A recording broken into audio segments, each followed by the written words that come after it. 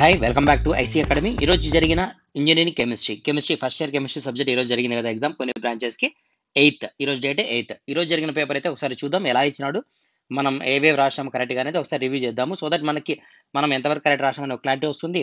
ఫర్దర్గా అంటే వేరే బ్రాంచెస్ ఉన్నదనుకోండి, ఫర్ ఎగ్జాంపుల్ కెమిస్ట్రీ ఎగ్జామ్ ఫర్దర్గా, సో వాళ్ళకు కూడా అయితే హెల్ప్ అవుతుంది. మన ప్రిపేర్ అంటే ఈ పేపర్ బేస్ పైన కొంచెం ప్రిపేర్ అయితే మనం పాస్ అయ్యే కూడా ఛాన్సెస్ ఉంటాయి వాళ్ళకు కూడా. ఓకే సరే, ఫస్ట్ క్వశ్చన్ తీసుకుంటే draw the shape of SPD orbital గురించి మనం నేర్చుకున్నప్పుడు దాని యొక్క షేప్స్ కూడా నేర్చుకుంటాం కాబట్టి మాక్సిమం వరకు అందరూ ఈ క్వశ్చన్ రాసి ఉంటారు. ఏంటంటే ఈజీ క్వశ్చన్, ఎక్స్పెక్టెడ్ క్వశ్చన్ ఇది.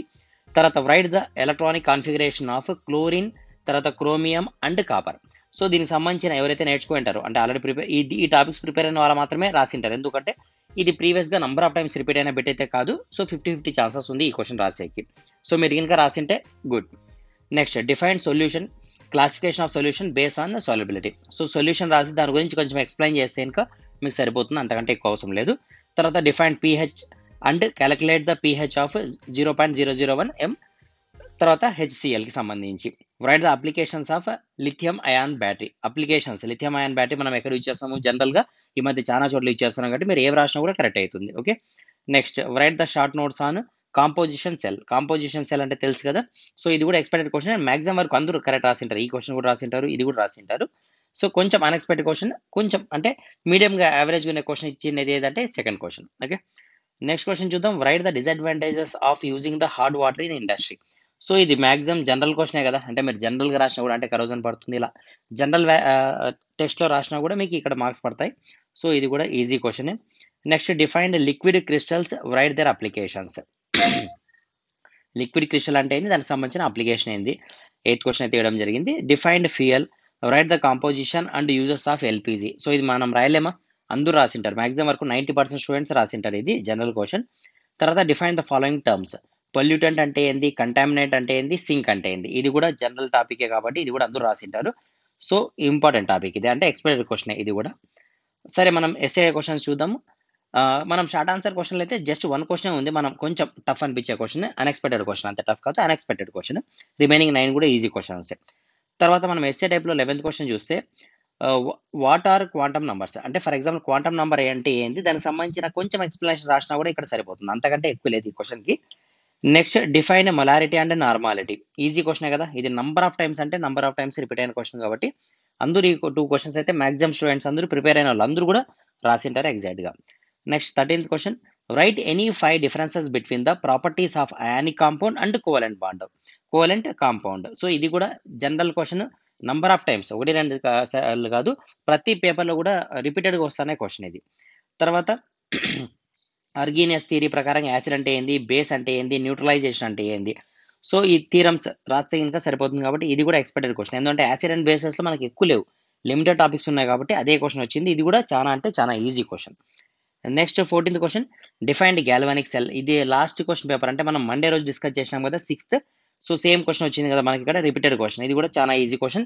ఈవెన్ దో మీరు ప్రీవియస్గా నేను రిపీట్ చేసిన 2 క్వశ్చన్ పేపర్స్ ఏవైతే నేను ఎక్స్ప్లెయిన్ చేసినాను, ఆ 2 క్వశ్చన్ పేపర్ చూసుకుని అవే క్వశ్చన్ చదువుకుని పైన కూడా ఈ పేపర్ రాసిన వాళ్ళు పాస్ అయిపోతారు. ఓకే దాంట్లో డౌట్ లేదు. సరే ఇంకా మన ఛానల్ని ఫాలో అయిన వాళ్ళు అయితే ఇంకా 100% పాస్ అయిపోతారు. ఈవెన్ దో పీడిఎఫ్ కోర్స్ ఎవరైతే తీసుకున్నారో మన యాప్లో నుంచి వాళ్ళు కూడా 100% పాస్ అయిపోతారు. ఎందుకంటే అన్ని కూడా ఎక్స్పెక్టెడ్ క్వశ్చన్సే వచ్చినాయి మనకి దీంట్లో.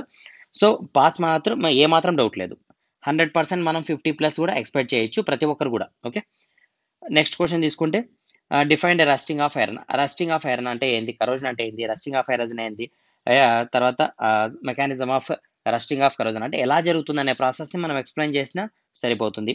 Expected question, easy question. Right the short notes on ఏంది సాక్రిఫియల్ యానోడిక్ ప్రొటెక్షన్ మెథడ్. అంటే జస్ట్ యానోడిక్ ప్రొటెక్షన్ మెథడ్, మీకు కన్ఫ్యూజ్ చేసి కీవర్డ్ ఇచ్చినాడు అంతే తప్ప ఇది యానోడిక్ ప్రొటెక్షన్ మెథడ్కి సంబంధించిన ఎక్స్ప్లెనేషన్ మీరు రాస్తే కంప్లీట్గా ఆన్సర్ సూటబుల్ అవుతుంది దీనికి కూడా. ఓకే కాబట్టి ఇది కూడా ఆల్మోస్ట్ వాళ్ళు రాసింటారు, కానీ కొంతమంది ఒక 10% మాత్రం కన్ఫ్యూజ్ అయింటారు ఈ వర్డ్ని చూసి. సో నో వరీ, మీరు ఇంకా for example anodic protection method రాసింటే ఇది కూడా సేమ్ ఆన్సరే కాబట్టి మీకు ఫుల్ మార్క్స్ పడతాయి. Okay no issue. Next question list out the salt causing the hardness of water. మనకు సాల్ట్ వల్ల హార్డ్నెస్ క్రియేట్ అవుతుంది కదా, సో అది ఏంటివి ఏమేమి ఉంటే హార్డ్నెస్ ఫామ్ అవుతుంది. తర్వాత హార్డ్నెస్ సంబంధించి 2 టైప్స్ ఉంటాయి, టెంపరీ హార్డ్నెస్ ఒకటి, పర్మనెంట్ హార్డ్నెస్ ఒకటి. ఈ ఎక్స్ప్లెనేషన్ రాసినా కూడా మనకి ఇక్కడ మార్క్స్ పడతాయి. తర్వాత రివర్స్ ఆస్మాసిస్ ప్రాసెస్ మనం లాస్ట్ క్లాస్లో కూడా మండే క్లాస్ సిక్స్త్ డే రోజు కూడా మనం డిస్కస్ చేసాం. ఆస్మాసిస్ అంటే ఏమి, రివర్స్ ఆస్మాసిస్ అంటే ఏమి, మరి ఆస్మాసిస్లో ఫోర్స్ ఆస్మాసిస్ అంటే ఏమి, ఇవి మనం డీటెయిల్ చూసినాం కదా. స్మాల్ హోల్స్ ద్వారా మనం ఫిల్టర్ చేసే ప్రాసెస్ ఏమంటామంటే ఆస్మాసిస్ ప్రాసెస్ అంటాం. నెక్స్ట్ క్వశ్చన్ అంటే ఈజీ క్వశ్చన్ 16th కూడా. Explain addition, polymerisation and condensation, polymerisation. So polymerisation question ఇది కూడా మనకి ప్రీవియస్ పేపర్లో వచ్చిన క్వశ్చన్ కాబట్టి ఇది కూడా రిపీటెడ్ క్వశ్చన్. ఎక్కువ మంది స్టూడెంట్స్ రాసింటారు ఈ క్వశ్చన్. తర్వాత డిఫైన్డ్ అల్లాయిస్. అల్లాయ్ అంటే ఏంటి, మిక్సింగ్ ఆఫ్ అంటే డిఫరెంట్ కాంపోజిషన్ ఆఫ్ మెటల్స్ ఏమంటామంటే అల్లాయ్ అంటాం. సో దానికి సంబంధించి డ్యూరాలియం ఏమంటే ఏంటి, స్టెయిన్లెస్ స్టీల్ అంటే ఏంటి, దీనికి సంబంధించిన కొంచెం కాంపోజిషన్, కొంచెం అప్లికేషన్స్, కొంచెం థియరీ రాసినా కూడా సరిపోతుంది. Okay, next question. Explain the following. Eco system అంటే ఏంది, ప్రొడ్యూసర్ అంటే ఏంది, కన్జ్యూమర్ అంటే ఏంది, డికంపోజర్ అంటే ఏంది. ఇది కూడా జనరల్ టాపికే కాబట్టి అందరూ రాసింటారు.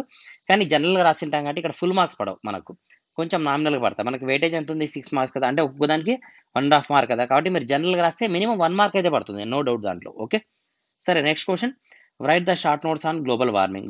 లాస్ట్ టైం మన క్వశ్చన్ పేపర్ ఏమి ఇచ్చాడు, మండే క్వశ్చన్ పేపర్లో గ్రీన్ హౌస్ ఎఫెక్ట్ అంటే ఏంది ఇచ్చినాడు. సో దానికి రిలేటెడ్ కదా గ్లోబల్ వార్మింగ్ అనే కాన్సెప్ట్, కాబట్టి కొంచెం మార్చాడు అంతే. కానీ ఏరియా చూడండి, అదే ఏరియా నుంచి మనకు క్వశ్చన్స్ వస్తాయి కాబట్టి మీరు ఆ ఏరియా అంతా చదువుకున్నా చాలు. ఓకే, గన్ షార్ట్గా పాయింట్ టు పాయింట్ పోదండి, మరి ఆ ఏరియా అంతా కవర్ చేయండి, సో దట్ మీకు యూస్ఫుల్ అవుతుంది నెక్స్ట్ ఫర్దర్ ఎగ్జామ్కి. క్లియర్ కదా. సో చాలా వరకు ఎక్స్పెక్టెడ్ క్వశ్చన్ వచ్చినాయి కాబట్టి ఈజీ అంటే ఈజీ చెప్పచ్చు. సో దీంట్లో మ్యాక్సిమం వరకు 70 to 80% స్టూడెంట్స్ పాస్ అయిపోతారు. మీరైతే వరి కావద్దండి. మీరు ఆల్రెడీ మీరు ఈ వీడియో చూస్తున్నారంటే ప్రీవియస్ వీడియో కూడా చూసింటారు మీరు ఖచ్చితంగా. ఆ వీడియో చూసిన తర్వాత ఇవన్నీ ఏవైతే మిస్ అయినాయో ఆ టాపిక్స్ అన్ని మీరు ఒకసారి చదువుకుంటారు కాబట్టి 100% మీరు చూసినారు, వీడియో కొంచెం ప్రిపేర్ అయినారంటే 100% పాస్ అయిపోతారు, దాంట్లో డౌట్ లేదు. ఓకే, మీ కాన్సన్ట్రేషన్ ఇది క్లాసెస్ ఎందుకు మీకు ఎక్స్ప్లెయిన్ చేయడం ఈ పేపర్ అంటే కనుక రాసిన వాళ్ళు నేను ఇది రాంగ్ రాసినానని చెప్పి ఫీల్ కావాలని కాదు, జస్ట్ మీకు ఒక మోటివేషన్ వస్తుంది, మీకు కాన్ఫిడెన్స్ వస్తుంది. సో దట్ మీరు నెక్స్ట్ ఎగ్జామ్ ఏదైతే ఉంటుందో, ఇప్పుడు మనం ఈరోజు డేట్ 8 కదా, so next exam almost 16th ఏమో ఉందనుకుంటాను నెక్స్ట్ ఎగ్జామ్.